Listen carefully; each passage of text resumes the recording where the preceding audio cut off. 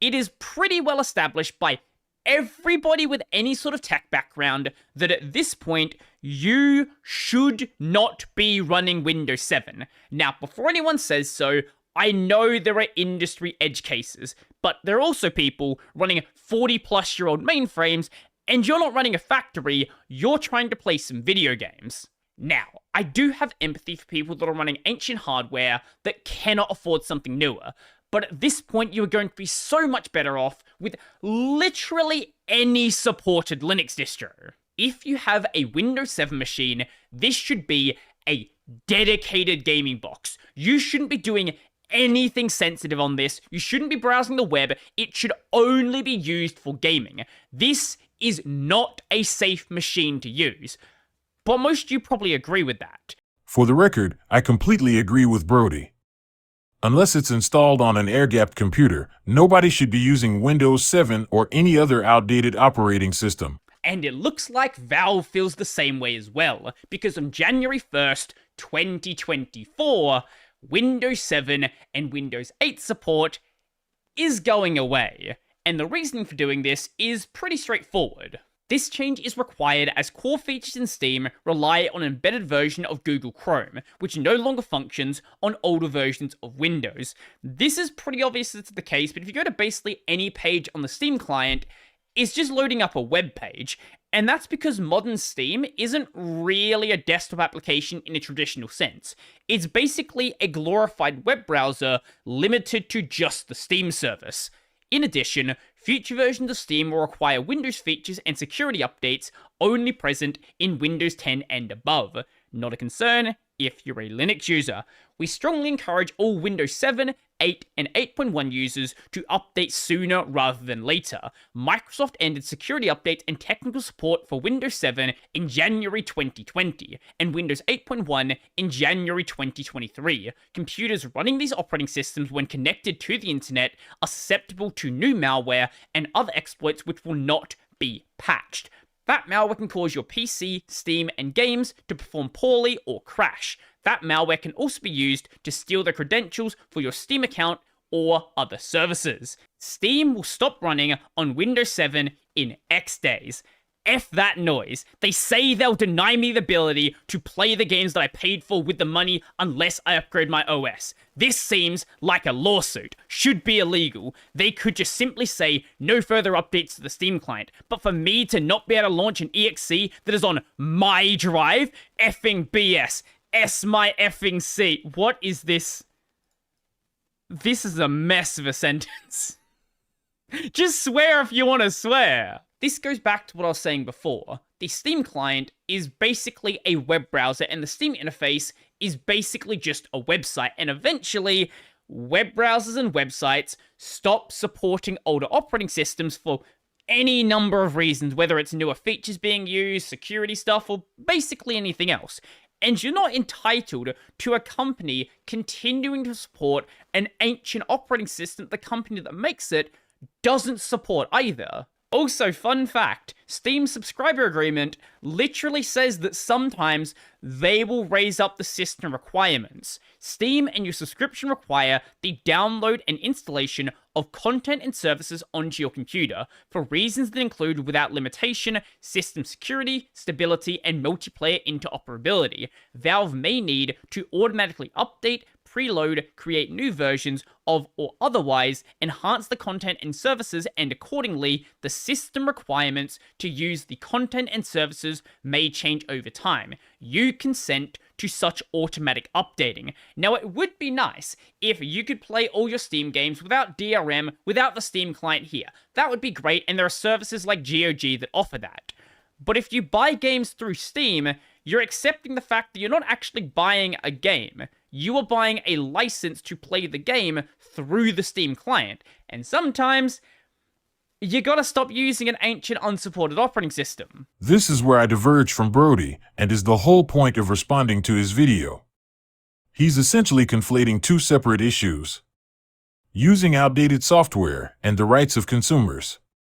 Again, I'm in agreement that nobody should be using outdated software. But citing terms of service as a reason to dismiss some of these user concerns is ignorant at best and disingenuous at worst. But that is not going to stop people dropping the lawsuit idea. This is not just a one-off person suggesting it. Save Windows 7 or we sue Valve. I have been running Windows 7 like many for 10 plus years and have a massive catalogue of games that listed support for Windows 7 at the time of purchase. If you as a platform choose to brick my Steam install and prevent me from ever playing my games again, you can expect another class action lawsuit demanding entire account-based refunds. But hey, maybe that will be cheaper than maintaining a legacy version of your product you've built a monopoly out of. Valve also still advertises games that put Windows 7 in the specs to run the game. If you want to benefit from the marketing of Windows 7 in 2023, you cannot also discontinue it the same year. That's the same reason why warranties exist. Otherwise, companies would make their products less durable to die within a year. It's been EOL for the past 3 years, my guy. So I don't care what the TOS says. No one can be realistically expected to read it all anyways, and a court could totally side against Valve on this. The user isn't wrong.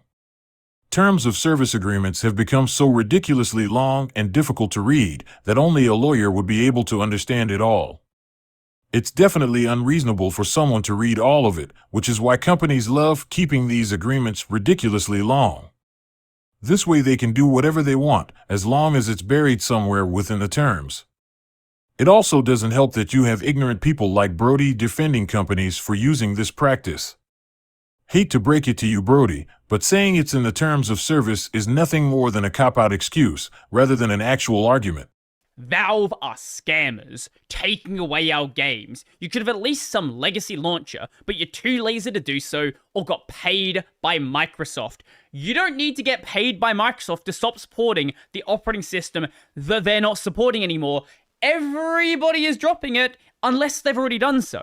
And now we're robbed of old games. Not all of us are playing live service junk that gets useless updates every week. GOG is the king. All games you bought there, you can download and install on Windows 7, even Windows XP if games support it. And if you want playtime and achievements, you can install GOG Galaxy 1.2 launcher that works on Windows 7 fine. Even GOG 2.0 is not dropping Windows 7 support. GOG is a great service, and if you want to be able to play your games on these old systems, buy your games there.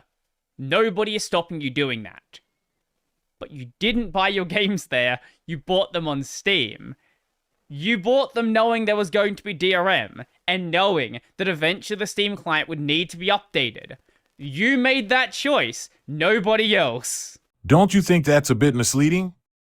If a certain marketplace was the only way to legitimately purchase games, that's not a choice. For example, if I bought a game on release day and it was only usable through Microsoft's games for Windows Live Service, that's not a choice. Steam has been around much longer than GOG, and gamers have spent tons of money on Steam in that time. Why? Because there were no other options other than piracy. Perhaps you don't mind throwing away money and losing access to things you legitimately purchased, but that doesn't make it morally right. You're right, we do have GOG as an option and we should buy those games when we can. Despite the wide selection, not all games are available to purchase. The majority of games are only available on a handful of marketplaces, including Steam. Telling people to simply use GOG, or that they should have used GOG in the first place, is a pretty ignorant and piss-poor counterargument. Taking away OS support takes away our games. Don't do it. Now, this is another really long post, but there is one part I want to mention. I guess if you're going ahead with this, I should just refund this Steam Deck. If I can't trust you, I don't want it in my hands. What if I told you the Steam Deck would alleviate all of your problems? Now, obviously some games don't play perfectly fine under Linux, but you're probably not playing one of these live service games that are really a problem.